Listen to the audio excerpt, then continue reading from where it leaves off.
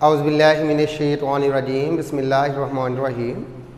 बेटा आज का हमारा टॉपिक है मॉलिक्यूल्स एंड इट्स टाइप्स। जैसा कि बेटा हमें पता है कि मॉलिक्यूल हमारे पास किसी भी सबस्टांस का छोटे से छोटा ज़र्रा होता है, यानी कि किसी भी सबस्टांस का छोटे से छोटा ज़र्रा क्या कहलाता है? मॉलिक्यूल। सर दूसरी शर्त इसके साथ ये है कि जो मॉलिक्यूल होता है वो आज़ाद रहता है, यानी कि it has ability to exist freely. तो सबसे पहले बेटा हम डिफाइन करेंगे molecule.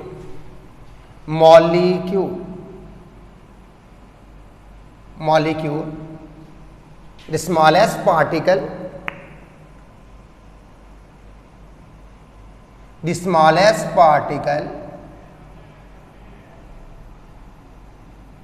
of a substance which can exist freely। बेटा हम सबस्टांस कहते हैं प्योरेस्ट चीज़ को, जो हमारे पास प्योर फॉर्म होती है मैटर की, उसे हम सबस्टांस कहते हैं। और मॉलिक्यूल उस सबस्टांस का छोटे से छोटा ज़र्रा होता है जो आज़ाद रह सके। फॉर एग्जाम्पल हम की एग्जाम्पल यूँ लिख सकते हैं कि सर फॉर एग्जाम्पल हमारे पास H2O आज़ाद है, कार्बन डाइऑक्साइड इंडिपेंडेंटली एग्जिस्ट करता है, carbon monoxide H2SO4 C6 H12O6, ये सारे के सारे बेटा हमारे पास क्या हैं? मॉलिक्यूल्स। अगर हम इन मॉलिक्यूल्स को देखें तो बेटा किसी मॉलिक्यूल में एटम्स की तादाद ज़्यादा है तो किसी मॉलिक्यूल के अंदर एटम्स की तादाद कम है। किसी भी मॉलिक्यूल के अंदर जितने एटम मौजूद होते हैं वो उस मॉलिक्यूल की एटॉमिसिटी कहलाता है। यानी कि हम डिफाइन करेंगे कि सर एटॉमिसिटी क्या होता है। एटॉमिसिटी सर एटॉमिसिटी क्या होता है? The number of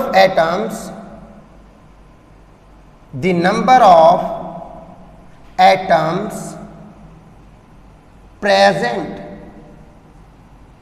in a molecule।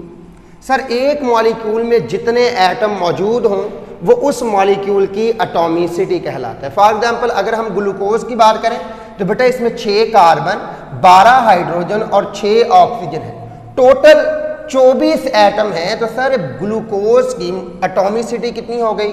24। तो क्या करेंगे? The atomicity of C6H12O6 is 24। इसी तरह हमारे पास वाटर की एटॉमिसिटी कितनी होगी बेटा? 3 होगी। कार्बन डाइऑक्साइड की कितनी होगी? 3 होगी। इसी तरह कार्बन मोनोऑक्साइड की एटॉमिसिटी हमारे पास 2 होगी। दूसरा बेटा हमारे पास है एंड इट्स टाइप्स। बेटा हम लोग मॉलिक्यूल को डिफरेंट वे से डिवाइड कर सकते हैं। अगर हम इस तरह बेटा फ्लो शीट डायग्राम देखें तो मॉलिक्यूल्स को हम 3 हिस्सों में डिवाइड कर सकते हैं। Number 1 on the basis of its atomicity, number 2 on the basis of nature of molecule, on the basis of size of molecule. तो हम मॉलिक्यूल को 3 तरह डिवाइड कर लेते हैं। तो बेटा हम सबसे पहले एक्सप्लेन करेंगे on the basis of its atomicity, यानी कि क्लासिफिकेशन क्या है हमारे पास बेटा? सबसे पहले हेडिंग देंगे क्लासिफिकेशन। तो पहले हम एक्सप्लेन कर रहे हैं ऑन द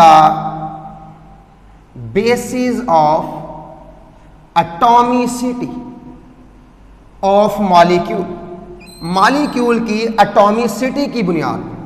तो बेटा on the basis of atomicity हम मॉलिक्यूल्स को 2 हिस्सों में डिवाइड करते हैं। Number 1 mono atomic molecule, number 2 poly atomic molecule. बेटा मोनो का मतलब होता है एक, इसका मतलब ऐसा मॉलिक्यूल जो एक एटम पे मौजूद हो, एक एटम पे मुश्तमिल हो, उसे हम मोनो एटॉमिक मॉलिक्यूल कहते हैं। और पॉली एटॉमिक, पॉली का मतलब होता है मोर देन 1। सर ऐसा मॉलिक्यूल जिसमें एक से ज्यादा एटम मौजूद हों पॉली एटॉमिक मॉलिक्यूल कहलाता है। तो हमारे पास बेटा इसके कितनी टाइप्स हो गई? 2। Number 1 mono atomic molecule. तो किस तरह डिफाइन करेंगे? Monoatomic, if a molecule composed of only one atom, if a molecule composed of only one atom, then it is called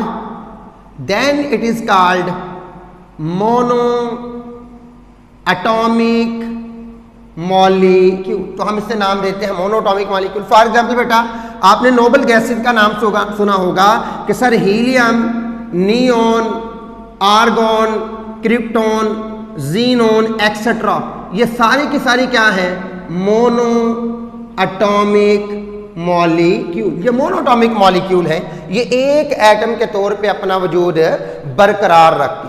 दूसरी टाइप है बेटा हमारे पास है डाई एटॉमिक मॉलिक्यूल, यानी कि दूसरी टाइप हमारे पास क्या होगी बेटा? डाई एटॉमिक, सॉरी टू से poly atomic molecule. Poly atomic molecule बेटा पॉली का मतलब ही क्या होता है? More than one. तो ऐसा मॉलिक्यूल जो 2 या 2 से ज्यादा एटम पर मुश्तमिल हो, पॉली एटॉमिक मॉलिक्यूल कहलाता है। तो क्या कहेंगे? If a molecule composed of 2 or more atoms, sir अगर 2 या 2 से ज्यादा एटम पर मुश्तमिल हो, then it is called polyatomic molecule। For example है हमारे पास बेटा H2O है, हमारे पास कार्बन डाइऑक्साइड है, C6H12O6 है, ये सारी की सारी इसी की एग्जाम्पल आएंगी। वाटर में 3 एटम हैं, कार्बन डाइऑक्साइड में 3 एटम हैं, और हमारे पास ग्लूकोज में 24 एटम हैं। तो ये सारी एग्जाम्पल किसकी हैं? Poly atomic molecule. अगर बेटा हम इस तरह दोबारा आए, पॉली एटॉमिक मॉलिक्यूल हमारे पास कई किस्म का है। अगर पॉली एटॉमिक मॉलिक्यूल में सिर्फ 2 एटम है तो नाम होगा डाई एटॉमिक मॉलिक्यूल। अगर पॉली एटॉमिक मॉलिक्यूल 3 एटम्स पे मुश्तमिल हो तो ट्राई एटॉमिक मॉलिक्यूल, और अगर पॉली एटॉमिक मॉलिक्यूल 4 एटम्स पे मुश्तमिल हो तो टेट्रा एटॉमिक मॉलिक्यूल। तो हम इसे बेटा मजीद डिवाइड करेंगे कि सर पॉली एटॉमिक मॉलिक्यूल्स में भी पॉली एटॉमिक मॉलिक्यूल्स में भी नंबर वन बेटा हमारे पास डाई एटॉमिक, में भी डाई एटॉमिक मॉलिक्यूल, में भी ट्राई एटॉमिक मॉलिक्यूल, में भी टेट्रा एटॉमिक मॉलिक्यूल। तो सर डाई एटॉमिक मॉलिक्यूल को किस तरह डिफाइन करेंगे? A molecule consist of only 2 atoms. तो sir a molecule which consist of only 2 atoms is called diatomic molecule। इसकी एग्जांपल बेटा हम लोग यूं लिख सकते हैं, सर हाइड्रोजन 2 एटमों पर मुश्तमिल होता है, कार्बन मोनोऑक्साइड का मॉलिक्यूल है 2 एटम्स पर मुश्तमिल होता है। इसी तरह नाइट्रोजन ऑक्साइड का मॉलिक्यूल हमारे पास 2 एटम्स पे मुश्तमिल होता है। सर ऑक्सीजन का मॉलिक्यूल 2 एटम्स पे मुश्तमिल होता है। तो ये सारे के सारे डाई एटॉमिक। इसी तरह बेटा अगर आपने ट्राई एटॉमिक की डेफिनेशन लिखनी हो तो क्या लिखेंगे? A molecule consist of 3 atoms is called try atomic molecule. तो इसकी एग्जांपल आप यूँ लिख देंगे, इसकी एग्जांपल में आ जाएगा बेटा हमारे पास वाटर, कार्बन डाइऑक्साइड, इसी तरह बेटा हमारे पास nitrogen dioxide, sulphur dioxide etcetera, ये सारे की सारी ट्राई एटॉमिक मॉलिक्यूल है। और टेट्रा एटॉमिक को किस तरह डिफाइन करेंगे? A molecule consist of 4 atom is called tetra atomic molecules and so on. तो बेटा हमने किसकी बुनियाद पे? On the basis of atomicity explain किया। नेक्स्ट हमारे पास है बेटा on the basis of nature of molecule. तो सर मॉलिक्यूल की नेचर की बुनियाद पे हम इसे दो हिस्सों में डिवाइड कर सकते हैं। नंबर 1 होमो atomic molecule, number 2 hetero atomic molecule. बेटा होमो मीन सेम, ऐसा मॉलिक्यूल जो एक ही किस्म के एटम्स पर मुश्तमिल हो, जिसके अंदर तमाम एटम एक जैसे हों। जैसा कि हाइड्रोजन का मॉलिक्यूल ले तो उसमें दोनों एटम सेम हाइड्रोजन के होते हैं। अगर आप ऑक्सीजन का मॉलिक्यूल ले तो उसमें दोनों एटम ऑक्सीजन के होंगे। अगर हम लोग ओजोन का मॉलिक्यूल ले तो उसके अंदर तीनों एटम हमारे पास ऑक्सीजन के होंगे। यानी कि ऐसा मॉलिक्यूल जो एक ही जैसे एटम पर मुश्तमिल हो होमो एटॉमिक मॉलिक्यूल कहलाता है। और दूसरी टाइप हमारे पास कौन सी है? Hetero atomic molecule. तो हेटेरो मीन डिफरेंट, ऐसा मॉलिक्यूल जो डिफरेंट एटम से मिलकर बना हो। तो हम इसे 1 बाय 1 डिफाइन करते हैं। यानी कि पहली टाइप है हमारे पास बेटा दूसरी टाइप है हमारे pass on the basis of nature of molecule, on the basis of nature of molecule. हाँ जी, दूसरी टाइप चलिए बेटा हमारे pass on the basis of nature of molecule. तो बेटा हमारे पास कितनी किस्म के हैं? जरा हमारे पास ये 2 किस्म के हैं। पहला है बेटा हमारे पास होमो एटॉमिक मॉलिक्यूल। तो किस तरह डिफाइन करेंगे? A molecule consist of a molecule consists of one kind of atoms। Sir जिसके अंदर तमाम एटम एक जैसे हों हम इसे होमो एटॉमिक मॉलिक्यूल्स का नाम देते हैं। इसका एक और नाम भी है molecule of element. It is also called molecule of element. यानी कि इसका दूसरा नाम क्या है बेटा? Molecule of element. इसकी एग्जांपल हम लिख लेते हैं। हमारे पास एग्जांपल कौन सी आ जाएगी बेटा? O2, H2, O3 etcetera. ये सारे के सारे क्या है बेटा हमारे पास? Homo atomic molecule. नेक्स्ट बेटा इसकी दूसरी टाइप है हमारे पास हेटेरो एटॉमिक मॉलिक्यूल। दूसरी टाइप कौन सी बेटा हमारे पास? Hetero atomic molecule. तो किस तरह डिफाइन करेंगे? A molecule consist of different kind of atoms. तो डिफाइन करेंगे बेटा अ मॉलिक्यूल, लिखेंगे a molecule consist of different kind of atoms. Sir ऐसा मॉलिक्यूल जो मुख्तलिफ किस्म के एटम्स पर मुश्तमिल हो उसे नाम दिया जाता है hetero atomic molecule. Is called hetero atomic molecule. या फिर बेटा इसका एक और नाम है, उसे हम कहते हैं molecule of compound. Molecule of compound. Homo का दूसरा नाम क्या है? Molecule of element. और हेटेरो एटॉमिक मॉलिक्यूल का क्या नाम है? Molecule of compound.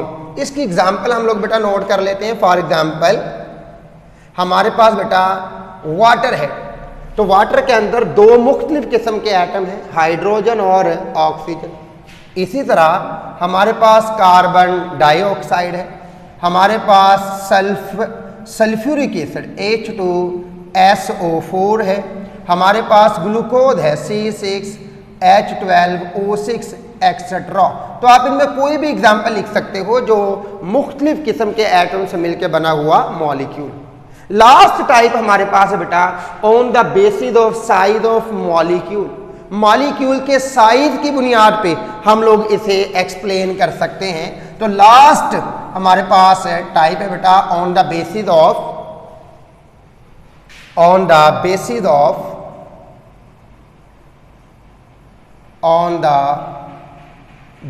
of size of molecule। Sir on the basis of size of molecule हम इसे दो हिस्सों में डिवाइड करते हैं। कौन कौन से बेटा?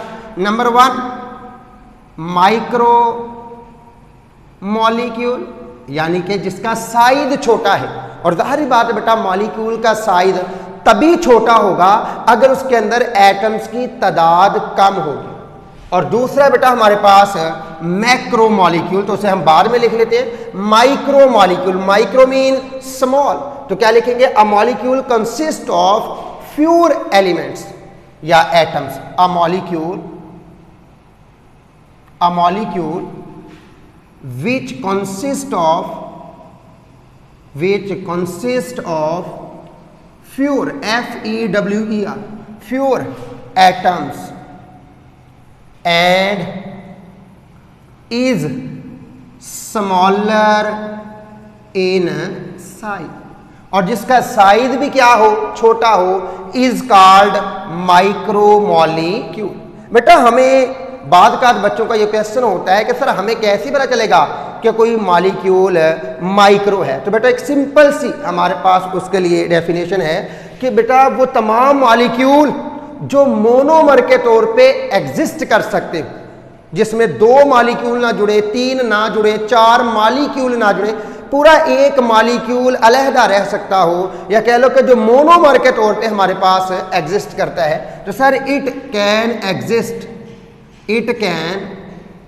Exist as monomer. जब बेटा बड़ा मॉलिक्यूल बनता है ना, तो बहुत से छोटे छोटे मॉलिक्यूल मिलके बड़ा मॉलिक्यूल बनाते हैं। वो जो छोटे छोटे मॉलिक्यूल मिलते हैं हम उसे मोनोमर कहते हैं। मसलन हम स्टार्च की बात करें तो उसमें ग्लूकोज आपस में अटैच होते जाते हैं, तो वो ग्लूकोज क्या कहलाएगा? मोनोमर। ग्लूकोज क्या कहलाएगा?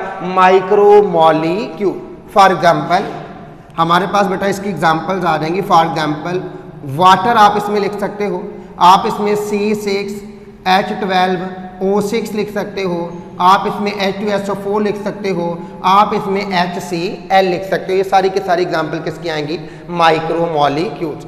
वेरी वेरी इंपॉर्टेंट बेटा दूसरी जो हमारे पास टाइप है on the basis of size of molecule, वो है मैक्रो मॉलिक्यूल। मैक्रो मीन बड़ा, मैक्रो मॉलिक्यूल। तो बेटा ये भी 2 चीजों पे डिपेंड करेगा। एक तो इसका साइज बड़ा होगा, नंबर 2 सर इसके अंदर लार्ज नंबर ऑफ एटम्स मौजूद होंगे। तो क्या कहेंगे? A molecule,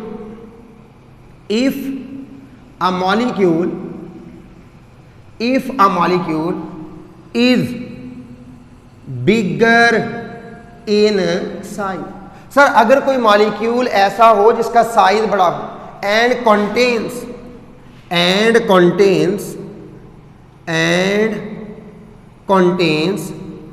large number of atoms, और सर उसके अंदर एटमों की तादाद भी ज्यादा हो, तो हम उसे क्या नाम देना शुरू कर देते हैं? मैक्रोमॉलिक्यूल। इसकी एग्जाम्पल बेटा हम लोग आमतौर पे बायोकेमिस्ट्री के अंदर ज्यादा पढ़ते हैं। फॉर एग्जाम्पल हमारे पास स्टार्च, तो बहुत से हमारे पास कार्बोहाइड्रेट्स आपस में अटैच होते हैं, ग्लूकोज आपस में अटैच होते हैं, फिर जाके कहीं स्टार्च बनते हैं।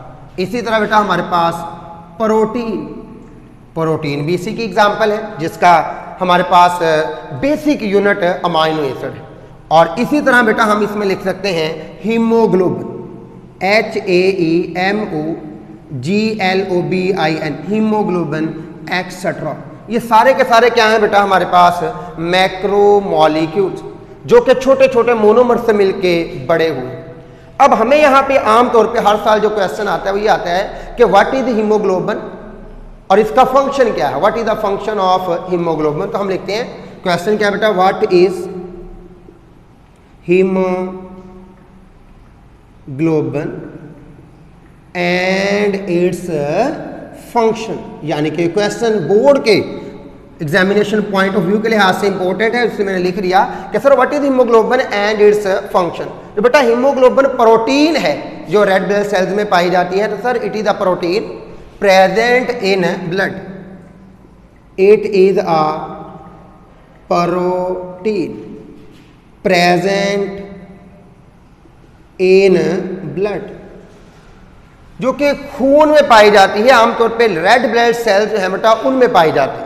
तो sir it is a protein present in blood, और ये एक मैक्रो मॉलिक्यूल है। और इसका फंक्शन क्या है? हम जब सांस लेते हैं तो फेफड़ों से ऑक्सीजन को लेकर जिस्म के बाकी हिस्सों तक पहुंचाती है। तो क्या करेंगे? It carry oxygen, it carry oxygen from our blood, from our blood to all the parts, to all the parts of our body।